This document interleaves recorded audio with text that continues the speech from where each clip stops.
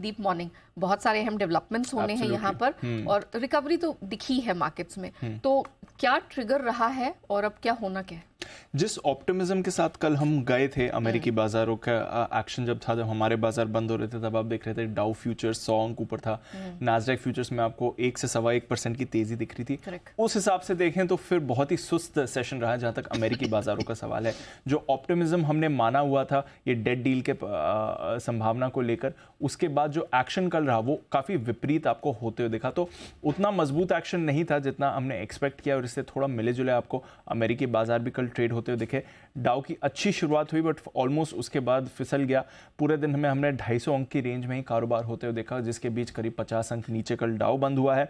Nasdaq futures में जहां पर हम बड़ी तेजी देख रहे थे, 1.25% ऊपर थे जब हमारे बाजार बंद हुए, उसके सामने हमने देखा नास्डैक भी काफ़ी पॉजिटिव खुला बट फिर यहाँ पर भी काफ़ी उतार चढ़ाव हुआ और एंड में सिर्फ 40 अंक ऊपर बंद हुआ। तो वैसा ऑप्टिमिज्म नहीं दिखा जैसा 3 दिनों से बाकी ग्लोबल मार्केट्स और डेट डील के बाद दिखा रही थी और जिस तरह से एक्शन बाकी बाजारों में भी बना हुआ था।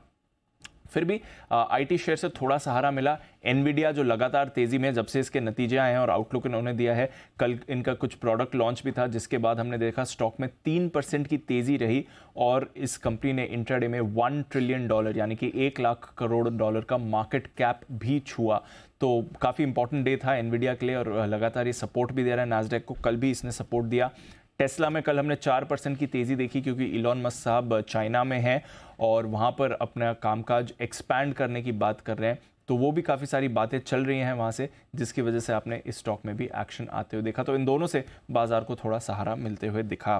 बट इसके सामने एनर्जी शेयर्स की कल भारी पिटाई हुई है और डाउ के कई सारे कंपोनेंट्स एनर्जी से आते हैं, तो वहाँ पर दबाव था जिसकी वजह से डाउ में आपने गिरावट आती हुई देखी। कंज्यूमर शेयर्स में भी कल आपने थोड़ी सुस्ती आती हुई देखी है। अब क्यों बाजारों ने वैसे नहीं रिएक्ट किया जैसा डेट डील के बाद हम एक्सपेक्ट कर रहे थे या जैसा फ्यूचर्स इंडिकेट कर रहे थे? क्योंकि वैसे तो डेट डील पर सहमति बन चुकी है, उस पर आज वोटिंग है, बट कल कई सारे नेताओं ने, स्पेशली रिपब्लिकन पार्टी से कई सारे, इनफैक्ट 20 नेताओं ने इस डील पर अपना विपक्ष जताया है, यानी कि ऑपोजिशन उन्होंने जताया। वो कह रहे हैं कि ये डील सही नहीं है, काफ़ी सारे कंसेशंस आपने दे दिए हैं और वो इस डील को अपोज करेंगे। डेमोक्रेट पार्टी से भी कई सारे लोगों ने इस डील पर अपना ऑपोजिशन जताया है। तो वहाँ से बाजार नर्वस हो गया कि क्या ये डील कांग्रेस और फिर सेनेट में पास हो सकती है या नहीं। आज यूएस कांग्रेस में करीब शाम 8:30 बजे उनके टाइम वोटिंग होने वाली है, तो उस पर सबकी नज़र रहेगी। बट एक डर बाजार में आ गया क्योंकि इतने सारे लोगों ने अपना ऑपोजिशन इस डील पर जताया, क्या ये एक्चुअली पास होने वाली है या नहीं। तो उसके बाद हमने देखा कि बाजार में थोड़ी नर्वसनेस थी। हालांकि वोट के लिए आज पाथ क्लियर है और अभी भी सब लोग मान ही रहे हैं कि ये डील इवेंचुअली पास हो जाएगी, बट एक डर बैठ गया कि क्या ये क्लियरली पास होने वाली है कि नहीं, जिसकी वजह से बाजार थोड़ा नर्वस हुए और इसलिए वैसा रिएक्शन नहीं आया जैसा एक्सपेक्ट किया जा रहा था। बॉन्ड डील पर भी थोड़ा प्रेशर हमने पड़ते हुए देखा है। 3.7% के नीचे आपको कल बॉन्ड डील फिसलती हुई दिखी है।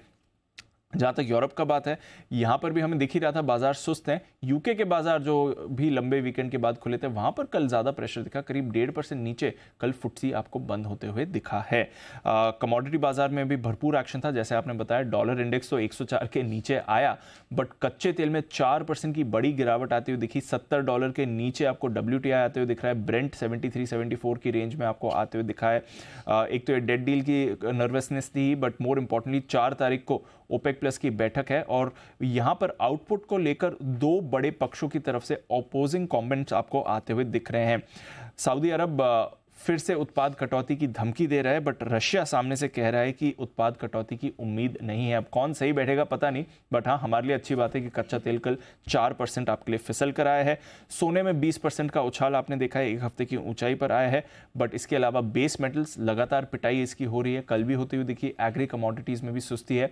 तो ओवरऑल डेट डील जो एक लग रहा था कि चिंता चली गई है, जब तक ये वोट क्लियर नहीं होता शायद वो चिंता बनी रहेगी। अब देखते हैं आज शाम अमेरिका में क्या होता है इसको। बिल्कुल, तो यहाँ पर अच्छा खासा ड्रामा अनफोल्ड होता दिखेगा और उससे पहले नर्वसनेस तो मार्केट में साफ दिखाई दे रही, फिर चाहे वो इक्विटी हो या कमोडिटी मार्केट।